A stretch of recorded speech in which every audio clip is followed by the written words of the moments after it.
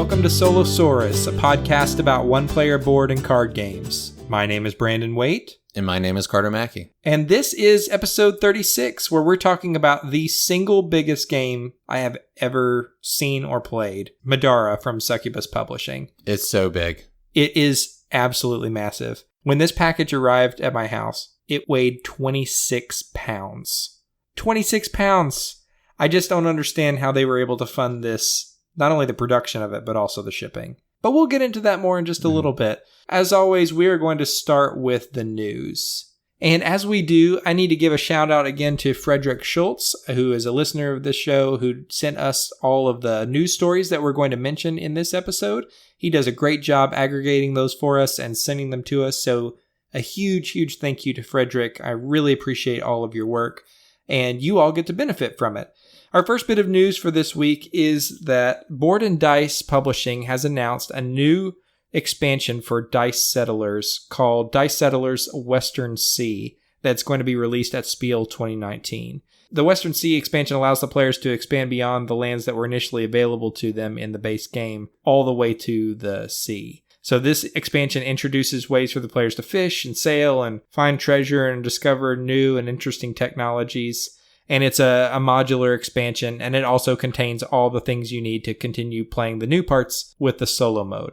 This is a game that does not look that interesting to me. I know a lot of people really like it, but it has kind of a bland looking design. Yeah, it's not a looker. No, the card artwork is fine. I really like that, but the tiles themselves are just kind of sparse. Yeah. But I'm told it's really good. Yeah. It has a solo mode by David Turczi, and I love that guy. Yeah. If you are interested in Dice Settlers, it is going to get this expansion a little bit later this year, and it looks like it adds a lot of cool stuff for people who are fans of the game. So if you are into Dice Settlers, check that out. Our second bit of news for this week is that City of Games and Frank West have a new game coming out. You probably know City of Games from the massive adventure game that they did called The City of Kings, which we reviewed on this show and gave the Solosaurus stomp of approval to. I saw a post from City of Games a couple of weeks ago where they were saying that some new game was coming, and it mentioned, the impending arrival of Vesh, the big bad from City of Kings, and learn more in 2 weeks or something like that. And I thought to myself, oh, we're getting another City of Kings expansion. We don't need one of those. Right, there's so many out. Yeah, there's so much content available for that game. But I just assumed that's what it was. And then when the time came for him to reveal the game, it is a game called The Isle of Cats. Right, cats. Yeah, it makes perfect sense in this setting. I guess Vesh is coming and you need to put these cats on a boat. You are playing citizens of a town called Squall's End on a rescue mission to the Isle of Cats, and you have to rescue as many cats as possible before the evil Lord Vesh arrives. And so each of these cats is represented by a polyomino tile that you have to fit on your boat. It's going to give you points, and you're going to win the game or not. And it's got a solo mode in the box. I guess I just don't know what else to say. It's a polyomino game about cats. Right, which the cats perfectly fit, and they're all wonderful laying around poses. Yeah. I love actually the tiles and the artwork. They're hilarious to me that the cats are just crooked all over the deck of this ship. Mm-hmm. It looks hilarious. Yeah, it does. It really does. And it's raised $250,000 on Kickstarter, which nowadays, that kind of number doesn't draw that much attention. But let's just put this in perspective, folks. This is a game, and let me say it slowly. It's a game about cats. Cat tiles on a ship. Mm-hmm. $250,000. Yeah, shoving cats onto a boat. Fantasy cats. Right. So if you're into fantasy cats or tiles or solo modes at all, check out The Isle of Cats from City of Games. I just don't know what else to say about it. Mm-hmm. Fantasy cats. Yeah. There are other bits of news that we could cover this week, and Frederick did a good job of compiling those for us. But we're going to have to save some of those for other episodes because we have just a gigantic honkin' game to review this week. So we're just going to jump right from the news into our review for Middara Unintentional Malum Act 1. This is a game that comes to us from Succubus Publishing in 2019. It plays 1 to 4 players, and Middara is a 1 to 4 player cooperative choose your own adventure style miniatures board game dungeon crawl. Players assume the role of a party of adventurers in an ultra-modern fantasy setting that exists alongside our very own Earth. So you'll use your character's powers and equipment to battle their way through 90 plus hour story, fighting these big epic enemies and using a dice-based combat system and making choices with lasting consequences. I mean, it's a dungeon crawl with legacy elements. Right. And an anime kind of aesthetic to it. I can't begin to tell you how unexcited I am generally by a kind of anime look to a game. But I do have to tell you, when I got this box in the mail and I opened it up, I was just awestruck by the components of this game. Not that they are the nicest miniatures that I've ever seen, because they're not. They're good miniatures, but they're not mind-blowing. Not that they're the best, I don't know, like chits and tokens I've ever seen, but they're the quantity, the sheer quantity of stuff in this game is mind-boggling. There's so much in it. I mean, I couldn't believe whenever I saw how much this game cost on the original Kickstarter backers and how much you got with that. I mean, it's incredible how much is in this box. Yeah, I mean, it's on Kickstarter again right now. And just up front, let me tell you, this is a review copy of this game, but this is not a Kickstarter preview. We're not paid for this or anything like that. And we get review copies all the time. And it has never stopped us from saying exactly what we think about the game. If you don't believe us, you should check out our review for Hexplore It. We didn't really hold back there, is what I'm trying to say. But I just can't begin to express, this game is $115 on the new Kickstarter. Plus shipping. Plus shipping, right? Which I'm sure that shipping is substantial. But this game should cost way more than that. Yeah.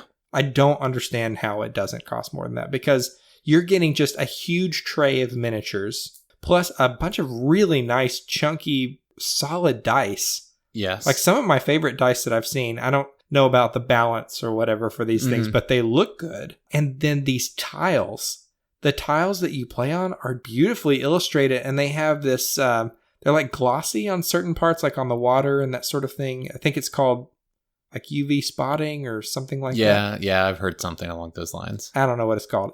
They look amazing. Yeah. It's a really cool effect to add to the tiles. And yeah, they're really well done, and you just get a bunch of them. Yeah. You just get a sense right from the beginning that you're in for an epic adventure.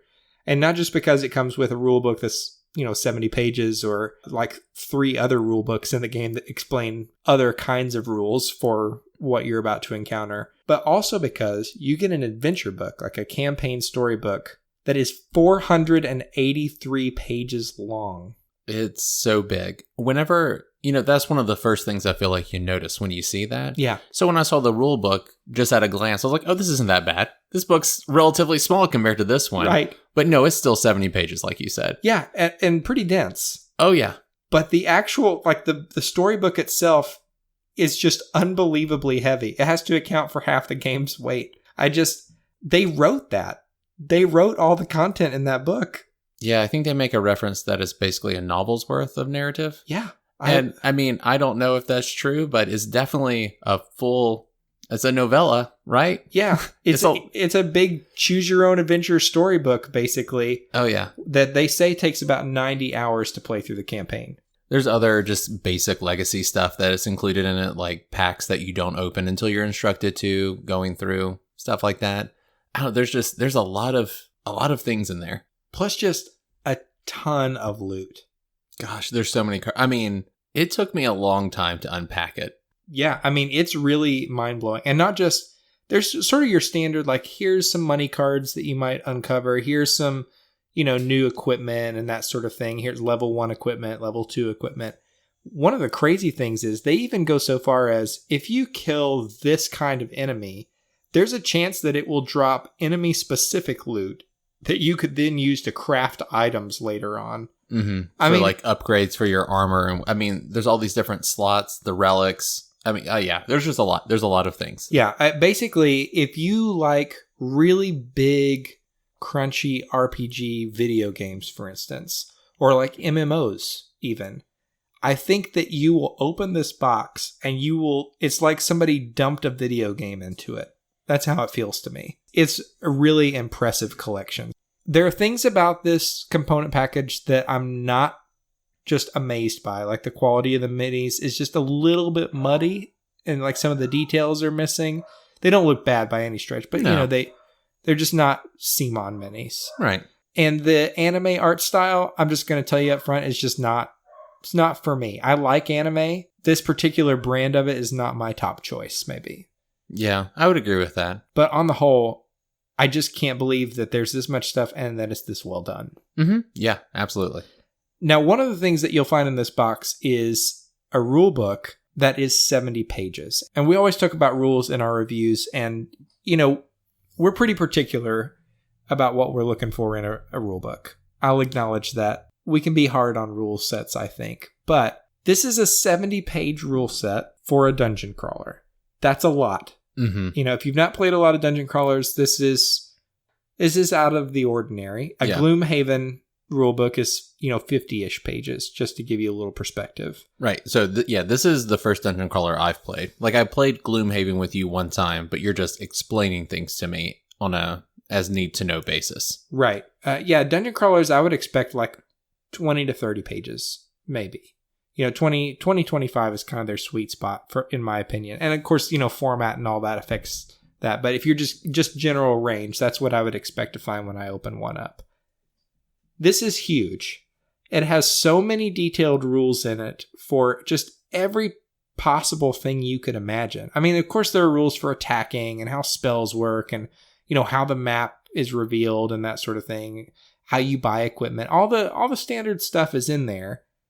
But every little element has just one or two extra rules that just you wouldn't think of naturally, that don't stick in your head well. And it seemed organized well enough when I was reading through it. There's some very clear examples in the rule book. Then when you go back and you start trying to look up some of the stuff that you've forgotten, and you will forget because, again, 70 pages of rules, I found it to be very difficult to find the stuff I was looking for. I agree. And it's because it's so big, it's bound or spiral bound, which means flipping through it is a little bit harder and slower. At least for me. I don't know. Maybe you don't have a problem with that. I didn't mind the spiral bound nature of it. I just thought, for whatever reason, it just wasn't organized in a way that made for a good reference book. Right. It was a good instruction, learn to play book. Right. Yeah, because, I mean, like you said, there are examples of play, which are sometimes like 2 to 3 pages long, which is good because you want that because it's complicated and big and you want to see how these rules actually play out.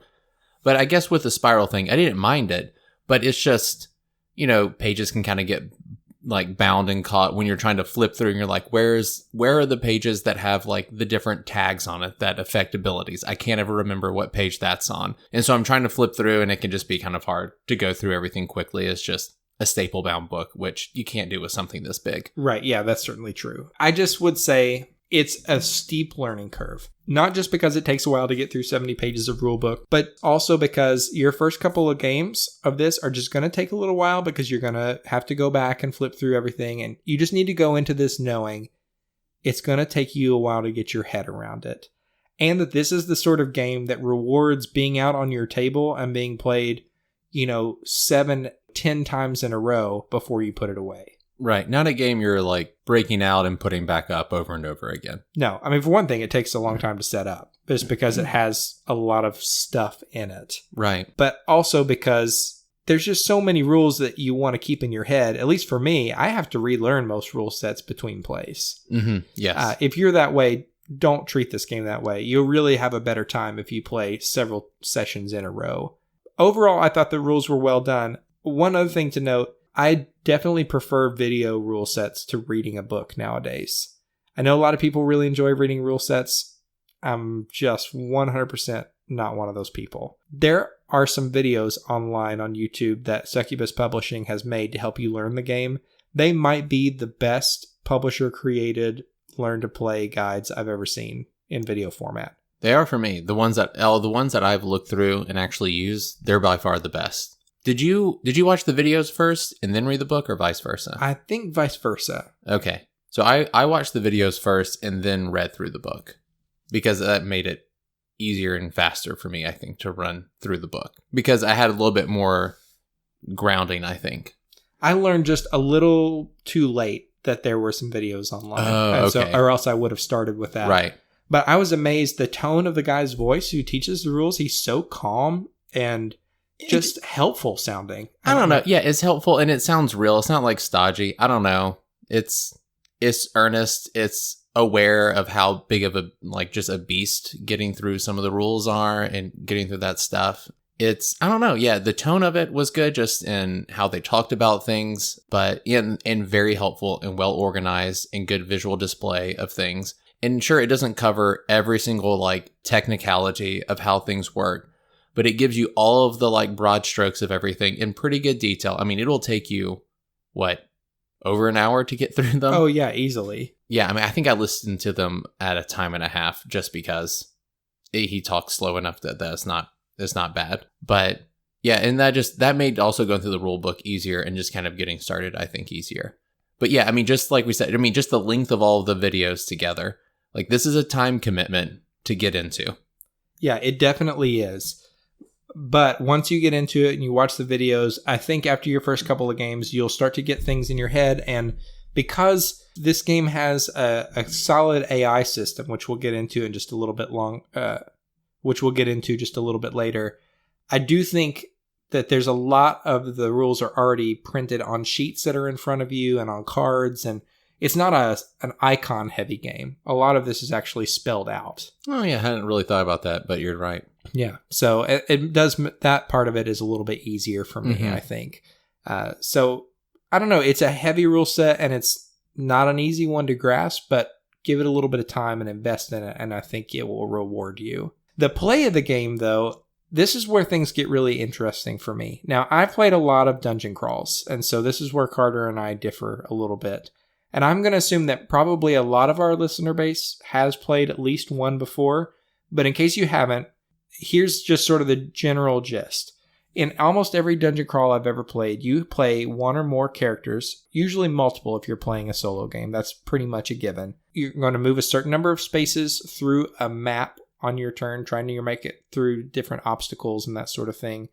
Enemies will pop up on the map. Either they were set up there from the very beginning, or you draw cards or something that tell you where to spawn them, and you're going to roll dice or play cards or something to combat these enemies. Usually it's your attack value versus their defense value or something like that, and you win when you beat all the enemies or get the gold to the end or whatever. There's almost always a leveling up component or getting treasure component.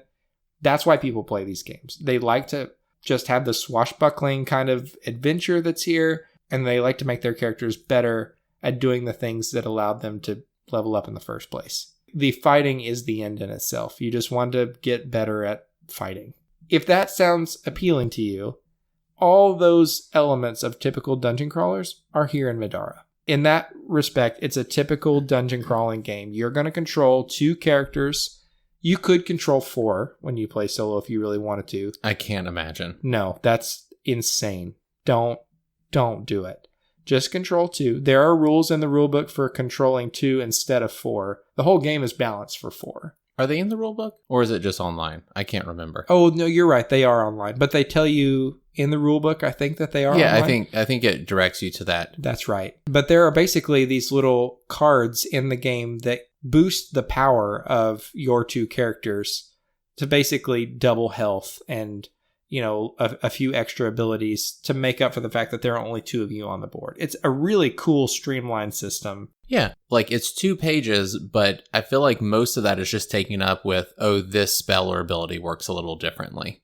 And that would only be a situational thing. But as far as just implementing it, it's half gold, and this whole like having a linked adventurer, which just gives you the double health and all that stuff. Yeah, I thought it was really easy to manage. Right. Only having 2 characters to move around on the board is really nice. Mm-hmm. And, that there's already a lot to manage with just 2. Yeah, 2 characters is plenty to manage. I mean, managing 1 character, I think, would be satisfying. But, for sure. I mean, if you were playing this multiplayer, but 2 players is more than enough. Yeah, and playing multiple characters has never been my thing anyway. Right. So anything that mitigates that, I already am predisposed to like.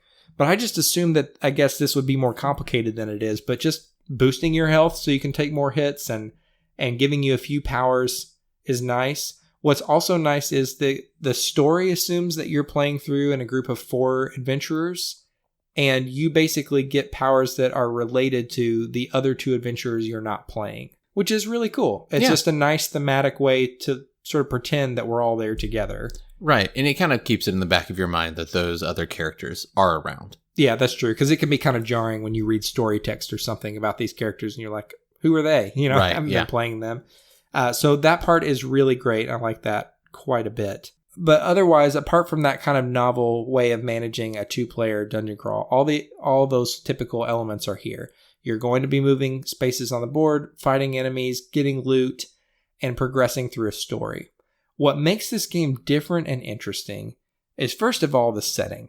Now, an anime setting has been done before in board games, but it's definitely not done as often as like a typical medieval fantasy kind of thing. I love fantasy. I think it's great. I'm not excited anymore by a typical medieval fantasy game. Right, yeah. It's just been done to death.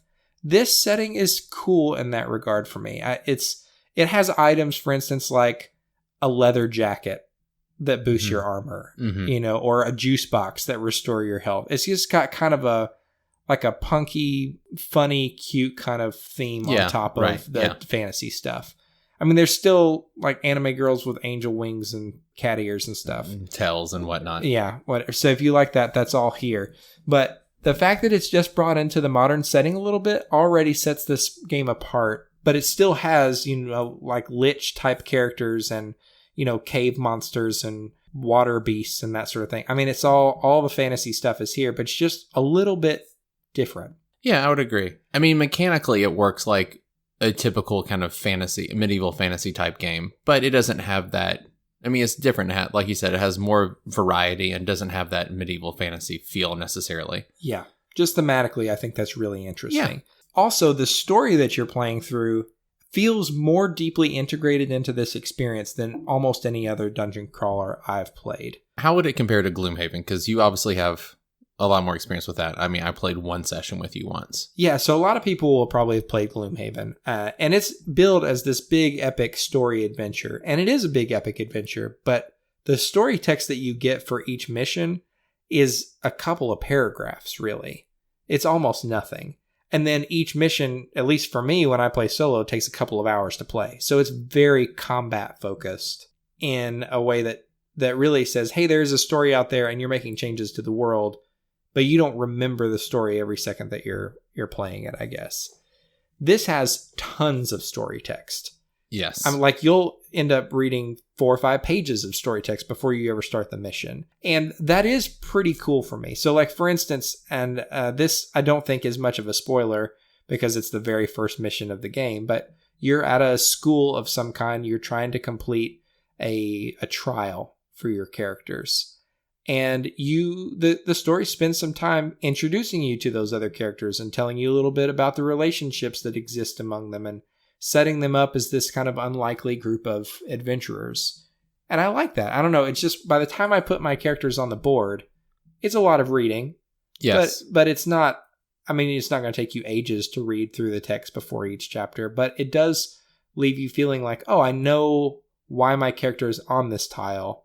And what I'm trying to achieve on the board makes sense with what I just read. And I would say it's not just, I don't know how Gloomhaven's narrative sections are written, but this is very much written in the style of a narrative you would read in a story or a novel or a book or something along those lines. Is very much, it just reads exactly like that. And based on the results of either a victory or defeat of a mission, that will change which narrative section you're reading. But once again, it still is reading very much like a story.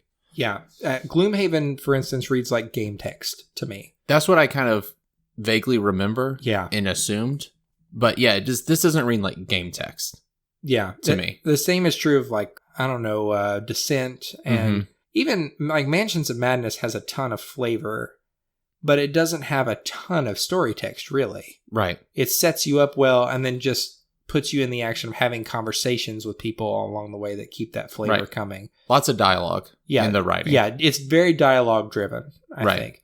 This is just immersive in a different way is what I'll say, because it doesn't have the benefit of an app that keeps hooking you in with characters you can see on the board and sort of interact with and make choices that affect the conversation in the same way that you do with the app.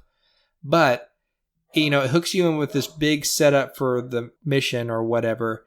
And then it does have a really clever system for unveiling new information as you go along. One more thing before I move on about the narrative. One thing I really appreciate, which they reference in the YouTube videos explaining it, is if you're not really into story and you want to get more into that, they have an abridged version online that allows you to just kind of get the short of it of just what's going on.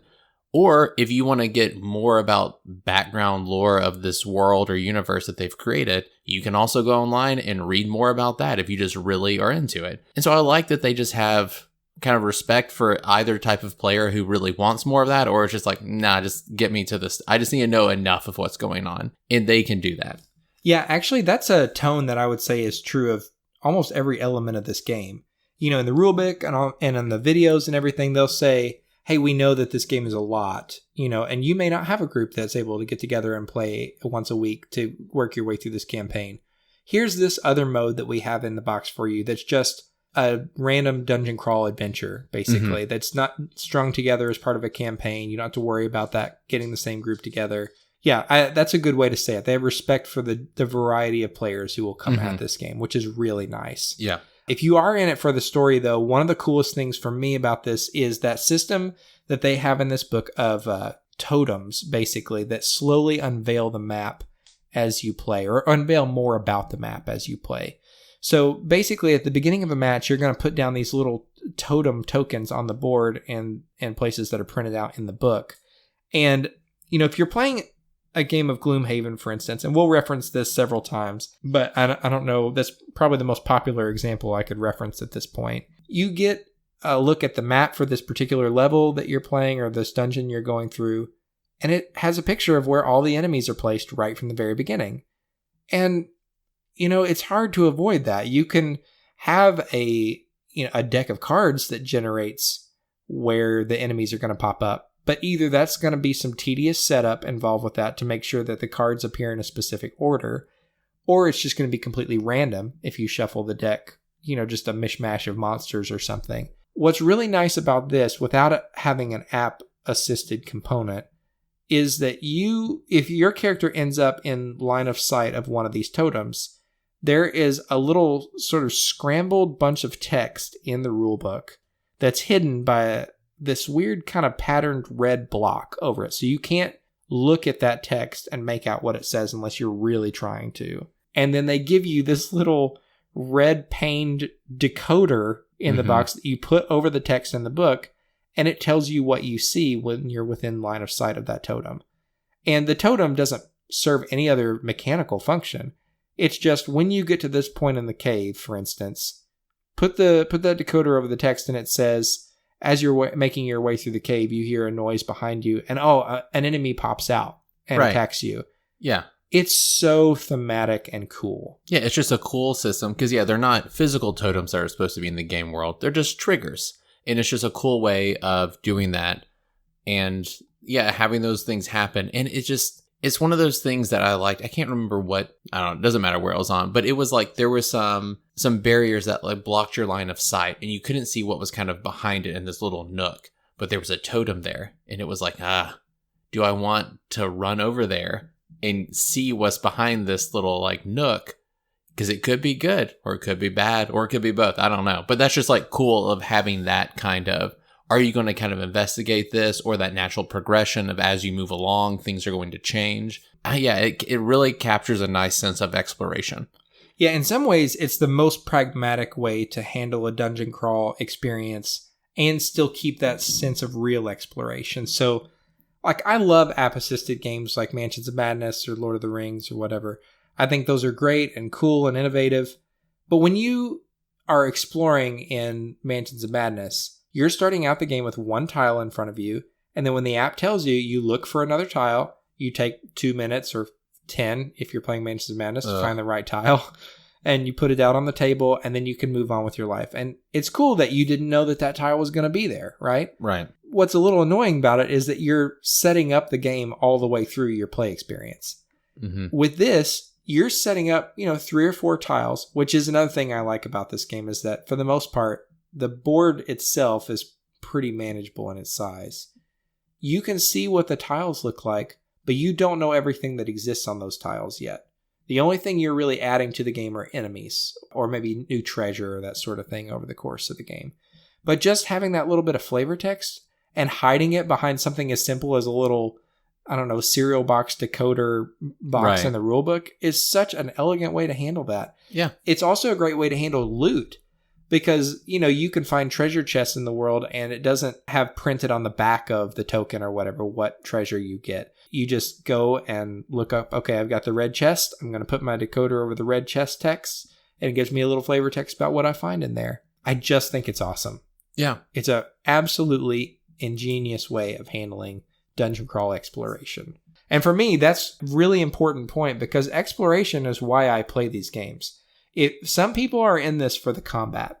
Right. And, the combat is fine for me, but I want to experience a story and I want to explore. Those are my favorite aspects of this genre of games. Mm-hmm. That's why as much as I like Gloomhaven, I wish it had less of a focus on the tactical combat. Yeah. And more on story and that sort of thing. For me, this gives you both because this is a very combat heavy game, but the exploration is definitely there. If exploration is not as important to you as combat, this is going to be your jam because this game is just a very meaty tactical combat experience most of the time. Yes, absolutely. You're going to come across enemies in this game, and the way the enemies work is each enemy has its own kind of big, large format card that has a picture of that enemy with usually really great artwork for the enemies themselves. Yeah, I would say so. And then basically just like a small branching kind of tree or flow chart of what the enemy would do to you on its turn. So you just insert it into the initiative order so that it comes up, and when it takes its turn, you just follow the steps printed on its sheet. And again, not too reliant on symbols here. It spells out exactly what you need to do. Sometimes the language isn't as clear as I would like.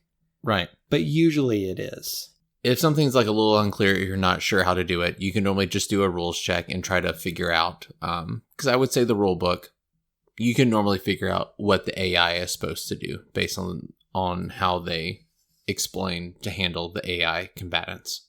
Yeah, I think that's true. And all the enemies work very differently from one another, but there's sort of a core idea in each one that is, if you haven't planned your positioning well before this thing attacks you, it's going to get the chance to attack you like 3 times. Mm-hmm. And it's going to poison you or do extra damage to you. If you think through how it's going to attack you and what the positioning is going to allow it to do at the end of its turn, then, you might get off with only 1 attack, for instance.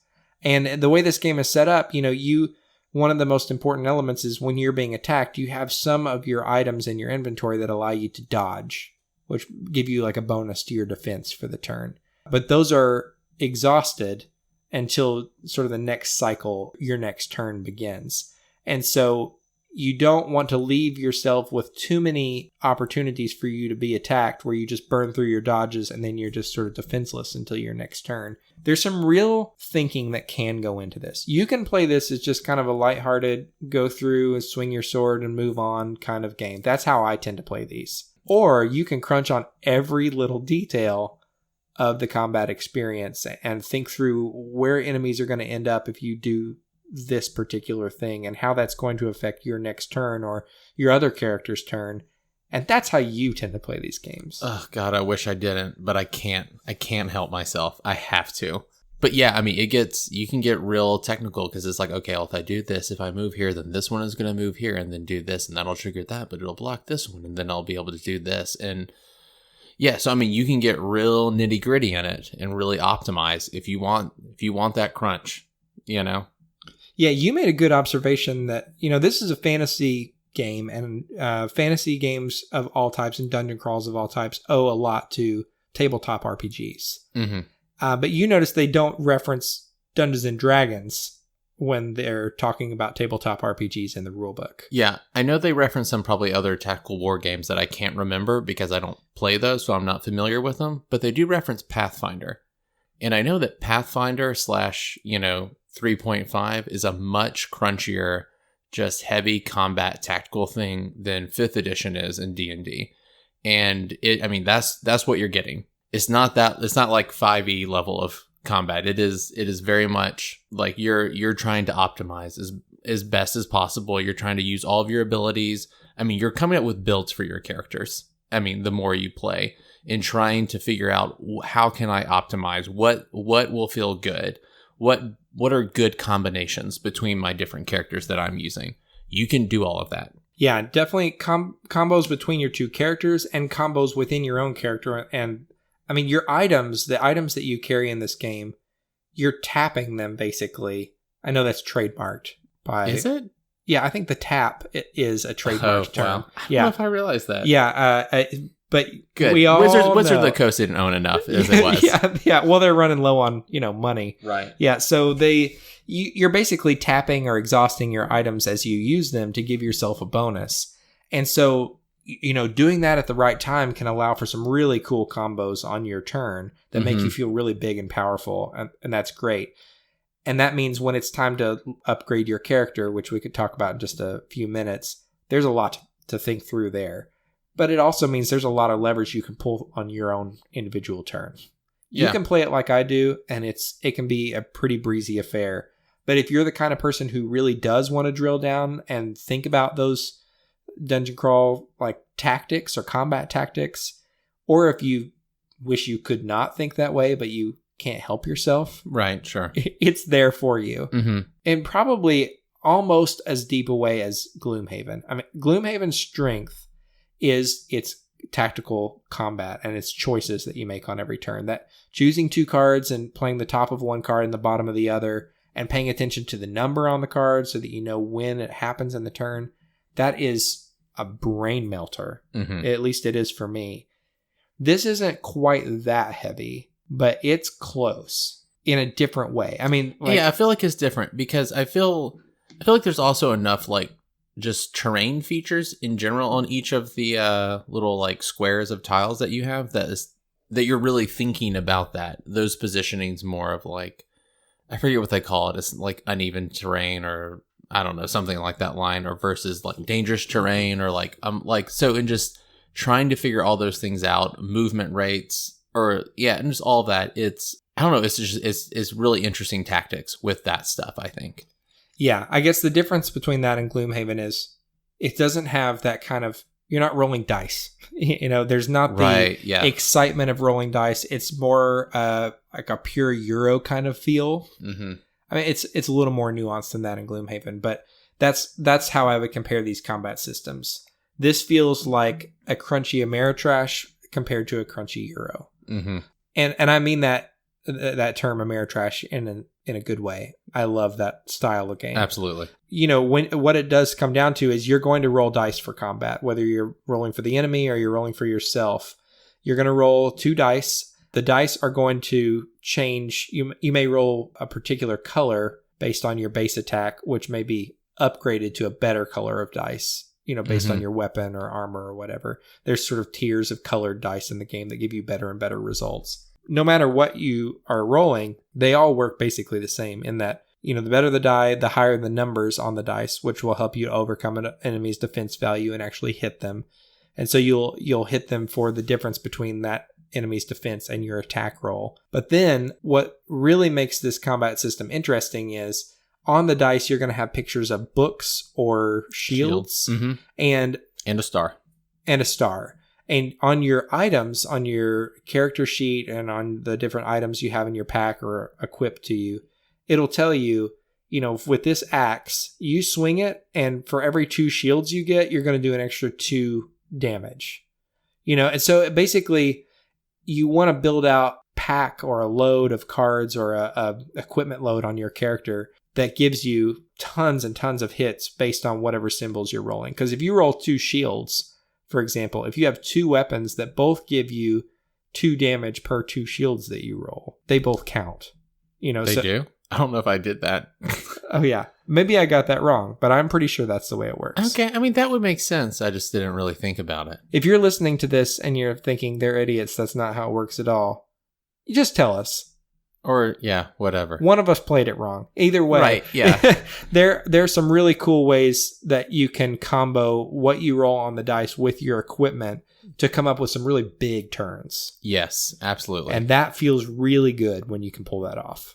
And I feel like several of the items are kind of multifunctional in that you can use it for you can tap or exhaust it for one thing or another. And it gives you like a lot of cool options. And there's just like good tactics of just like how to manage that combat. I don't know. It felt very good. I like rolling dice. It's just, I'll always like rolling dice. I like rolling dice too, but if it's just pure roll to resolve, I'm not really that interested. If it was just if my attack beats your defense, I wouldn't care a lick about this game because that's super boring to me. I do like the way this says, hey, that's here, but then here's all these other things for you to play with. Right. I mean, that does mean that there's a lot to manage on the board. And just practically speaking, there will be plenty of turns, or at least there were for me, where you roll a die and you try your best to resolve combat, and then you move on to the next player's turn and you realize like, crap, I forgot that I had this item that would have gotten me another 2 damage or what. That happened to me constantly.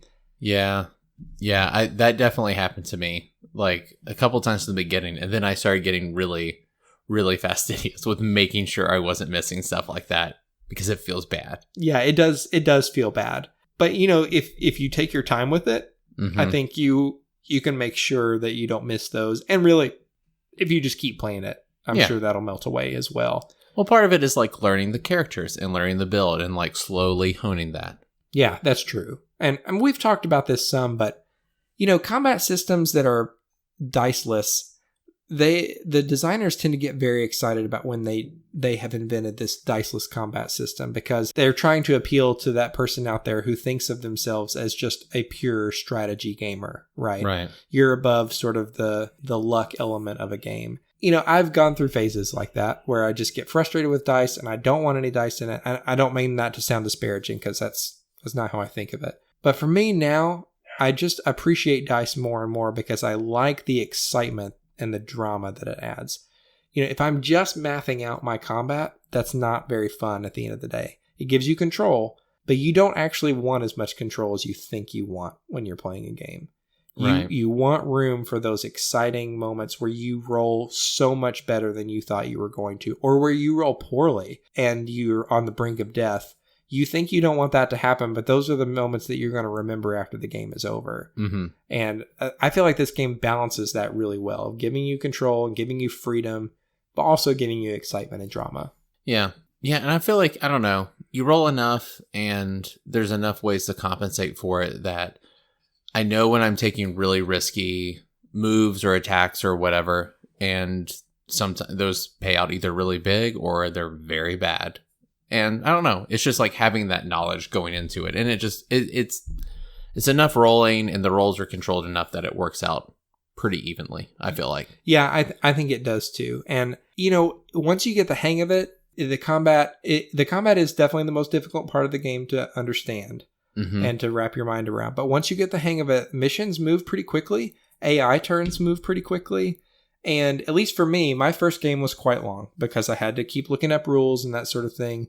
But I was able to finish, individual mini sections of a chapter where you can actually stop and pack away the game if you want to pretty easily. Mm-hmm. I was able to finish those in about 30 minutes to an hour for each session, depending on the length of the session, because they do vary considerably.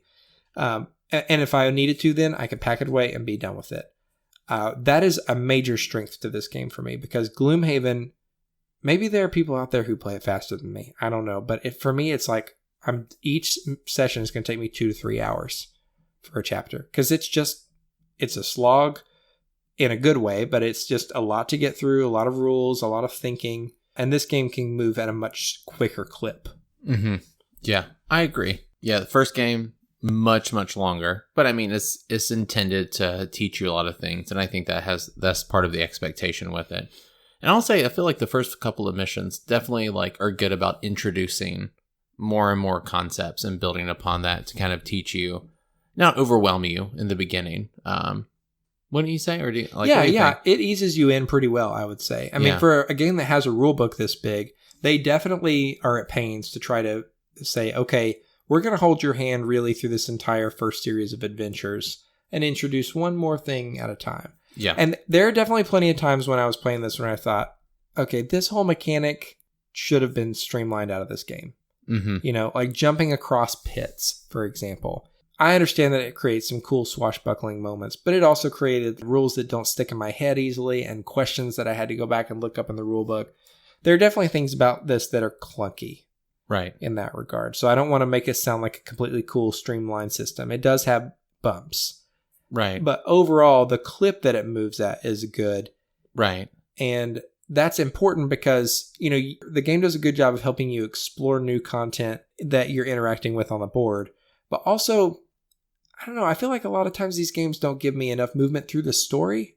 I'm not moving through it in a satisfying way. I want you to feed me some new story content at regular intervals and not just like the little bit of flavor text that I would get when a new enemy pops out with the totems. Right. I want to get to the end of the chapter and feel like I made progress. Right. I feel like this game drip feeds you that at a better rate than others do. I would agree. And like you said, I think the clip is good. And I think there are some mechanics that are like clunky or whatever, but at the same time, I think there's lots of people that love that kind of stuff. There's types of people that are like, they're always going to want that nitty gritty, like super technical stuff. And they're not going to like streamline things. And like, I get that. I don't think that's generally us. No. But yeah, but I mean, still, even despite that in there, and us being kind of like having those proclivities, like it does keep a good clip with narrative and story and progress. I don't know. It just feels like things are happening. You're not getting completely bogged down. No, you're definitely not getting completely bogged down, but the game also just makes space for people who do like to get bogged down in things. And so, like, for instance, when you do reach the end of a major section of the story, you'll have a chance to upgrade your character and to buy new weapons and armor and all that. And I honestly, when I realized how they handle buying new equipment in this game, it kind of blew my mind because you get to a city and it's like, well, okay, here's the levels of items that you have that you can work with. Spread them all out on the table and buy what you want. I mean, the freedom here is unreal. Yeah, you get to make your build. And that's very much what this game is. If you want to customize your character exactly the way you want, if you're a Diablo player, for instance, I feel like this will have an appeal to you. At least from my perspective, Diablo is about intense character customization.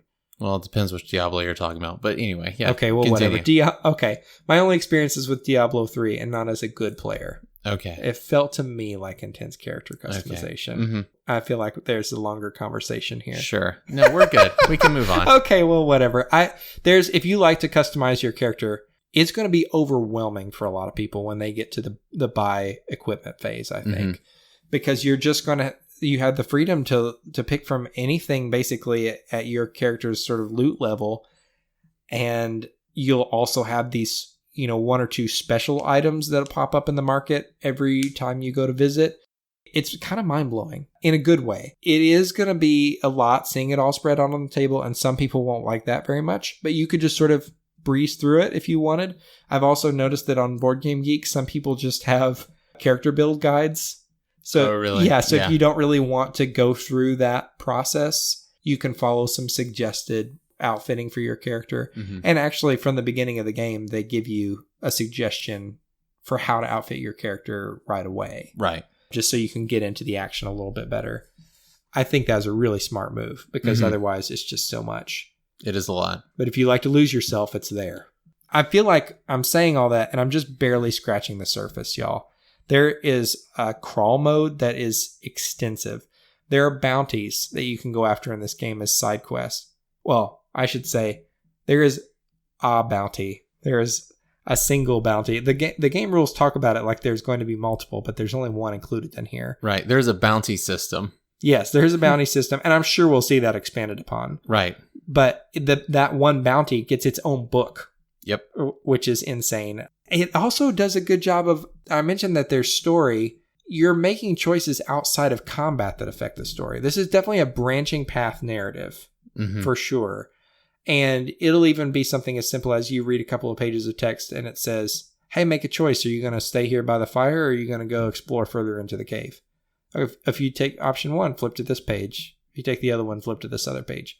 Very cool. And that's a simple thing, but just it gives you this feeling as you play like this is my story. This is my playthrough of the game.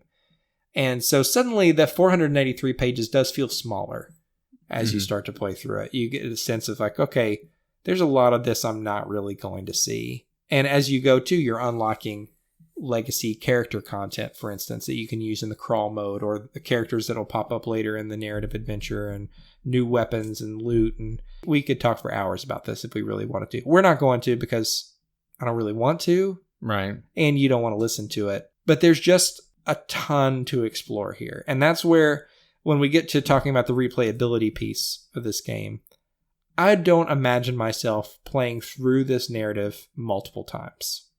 No, I never would. I can confidently say that. There's no circumstance which I probably would. But you could play through this narrative multiple times and have different experiences, I think. Yeah. I mean, I could see it varying more. Like, I mean, I have no idea what the later content of the game is. I didn't get anywhere close to like the midway point, or anything like that. But yeah, I mean, I'm sure that's where it probably really starts to accumulate, and how that changes the experience. Plus, the crawl mode is there if you just want to play a one-off every now and then. And I mean, with the amount of characters and content that you can unlock, there's an unreal number of characters and enemies in this game. Yes. And they all have special abilities, and, they play differently. And it's mind-boggling. I think the replayability is here if you want it, is what I'm trying to say. Yeah. And also, I mean, even if you're not looking at explicit replayability of the content that you have, I mean, they seem pretty committed to putting out more and more content. Oh my gosh. Yeah, when I unpacked this massive box that's 26 pounds and saw Middara Unintentional Malum Act 1, I feel like my brain melted right there. I couldn't believe people made this game to begin with, let alone Act 1. Are you kidding me? And the new Kickstarter, which is up right now when we post this episode, has Acts 2 and 3. Maybe it's just the where I am in life, or the fact that we do a podcast where we have to play games at regular intervals and review them and move on. I'll never play all the way through this game. It just doesn't fit how I play board games. Right. Do you know if Acts 2 and 3 are the same size as Act 1? I don't know. Honestly, I didn't even look that much into it, just because I know there's no chance I'll ever play it. Right. Yeah. Fair. It does look like a lot of content. Yeah. And I'm sure that they're huge. They would have to be. Mm-hmm. But if you are thinking about, should I go into this Kickstarter and back all of it? I can't tell you about what the availability of this is going to be at retail. I can't tell you, if going all in is right for you or not. Only your gaming habits and tastes and all that. I can tell you that if I was talking to any of my friends, I would tell them, definitely just back the base game for right now and see if you like it. Because it would keep you busy for a long time. Yeah. And at the rate that new games are coming out, you are going to be absorbed by this, and you will be distracted by other new cool stuff that comes out, and you'll want to try it. I think it would take most people like a lifetime to play through this. I really do. And to really fully experience what's in this box. This is a monumental achievement. So there's a ton in this already. There's a lot of replayability. It's just an epic scope game. And so we won't cover everything. It's probably just time for us to get to the point in the review where we talk about the good, the bad, and the ugly, just for us and our experience with this game. And, for me, there are several things that go on the good list here. First of all, I like the setting. I'm not a fan of the anime artwork and stuff, but more specifically, putting it in kind of that goofy modern setting, I like. And mixing that with the fantasy. Maybe that's your jam, maybe it's not. But for me, it was different enough that I found it a little bit more compelling and more interesting than a traditional sort of fantasy game. Also, just the amount of stuff. Yeah. $100+ is a lot of money. For sure.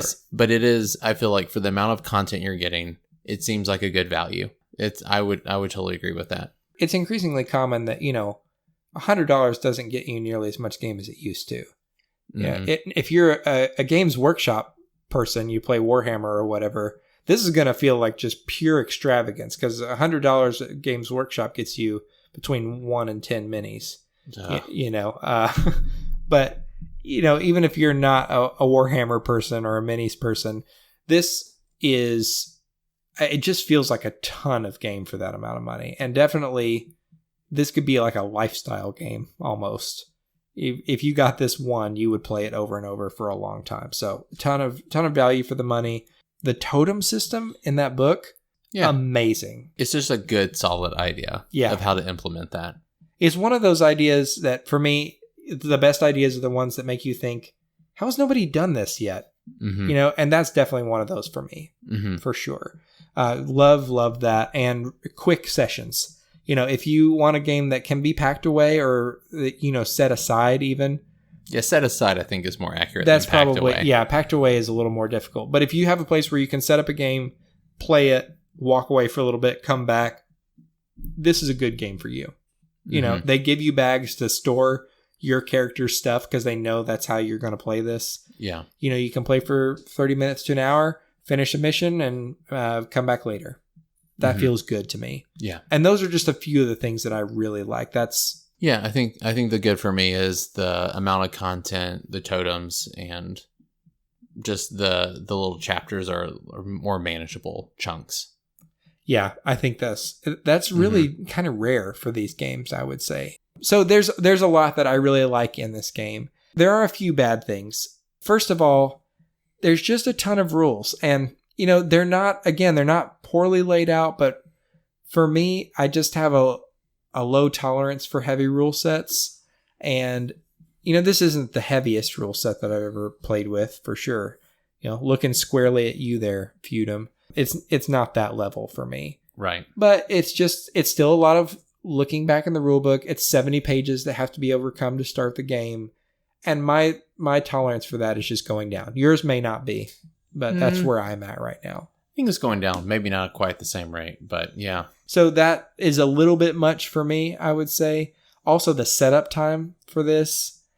I managed all my tokens in a big Plano box organizer. And I think that was necessary for me. Yeah, I don't have one of those. I'm not really. I still just kind of have everything out, to be honest. Because I don't really want to have to deal with how I'm going to organize and put everything up. Oh, that just gives me nightmares. Yeah. I don't know how you would play this on the regular without some kind of good organization system. Yeah, absolutely. You know, that's not a bad thing necessarily. It just means it's the sort of thing that has to be accounted for. And for me, I don't want to spend a lot of time setting up a game because I don't have that much time to play games, period. So for me, I would put that on the downside. You know, the anime artwork for me can be kind of a turnoff. Yeah, I mean, that's one of those things. I have a hard time putting it on bad, but like I definitely don't really like the anime artwork and just kind of general aesthetic. But, you know, there's lots of people that do, so it's whatever. Yeah, it definitely does not like ruin the game for me or even significantly lessen the liking of the game for me because there are so many other things about it that I really, really like that, I don't know, it's just not that big a deal to me, but it wouldn't be my first choice. It's a divisive style of artwork, I would say. Sure. So that's just something to consider, and for me, it falls into the negative category. The biggest thing for me is just how overwhelming this game can be. It just, the amount of content, especially during the buy phase, that's the sort of thing that, you know, if you're a Kingdom Death Monster fan or some of these other games that require settlement building and, you know, intense in between game sessions, you know, at the store kind of experiences, you'll probably love that. For me, that's not my first choice of where I want to spend my time in a game. Yeah, there's a lot. Yeah. There's a element of having freedom of choice that can be crippling. Yes. You know, and in a way, I want you to constrict me a little bit more than what they've done here.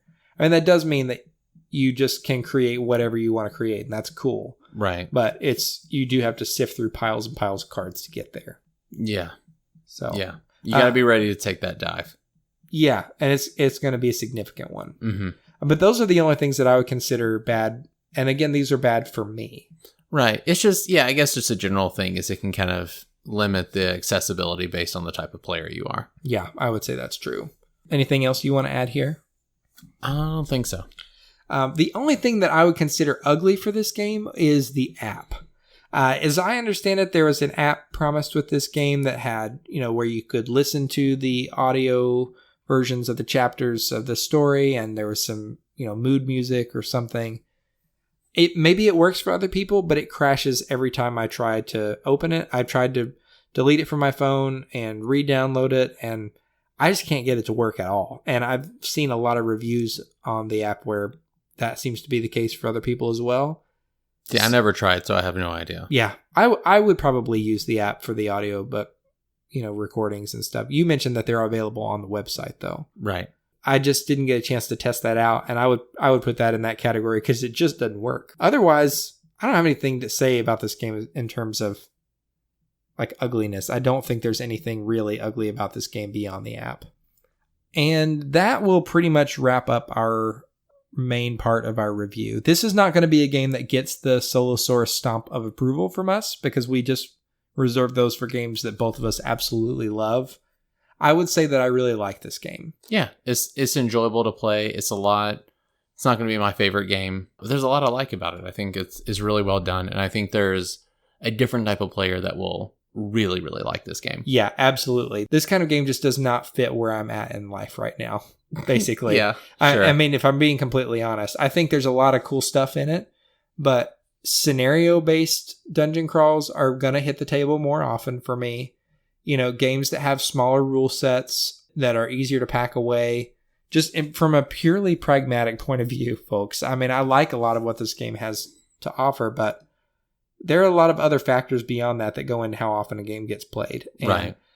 If you're the kind of person who has space to set this up and keep it on your table and just revisit it whenever you have a little bit of time, and you want an in-depth, basically JRPG kind of story experience, you're going to get that here.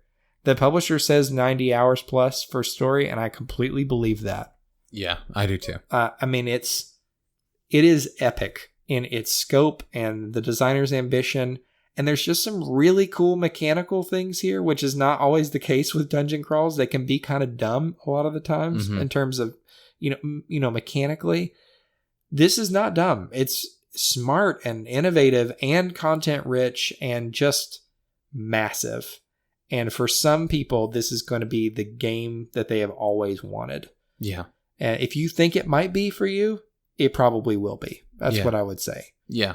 And it would, in that case, it's not one that you want to pass up. Right. But think through the practicalities of it first. Make sure you want a game that's that long, really. Knowing that there are going to be other good games that come out that are going to catch your interest. Recognizing that you need a big table, you need a place to set this up, and you need time. Yep. If you've got those things and you don't mind feeling overwhelmed and like you're just thrown into the deep end of the pool, then this is definitely a game to check out. That's all we've got for this episode. If you've not yet checked out the Dice Tower Network and found out some of the other podcasts that are in that network that cover board games from a variety of angles, you should definitely check them out. Go to dicetower.com and learn more about the other shows in the network and find your new second favorite podcast there. If you haven't yet too, you should follow us on Facebook and Instagram. We're posting pictures there. I'm not going to say all the time because I don't really like to use social media, but we post pictures there of games that we're playing or games that we got in for review.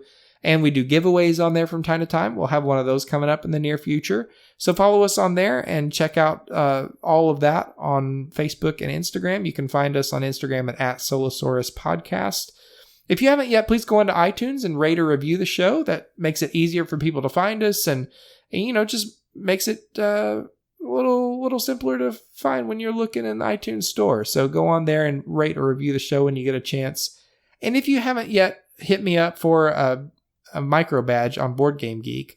We have those. We have people, every time I announce this, we have 2 or 3 people who say they want one. Micro badges cost 8 geek gold, and if you're a new user especially, that can be a little hard to come by. I'm more than happy to spot you the 8 geek gold to get a micro badge for our show so that you can show everybody that you love Solosaurus. Just hit me up with a message on BGG and I'll be happy to send you that.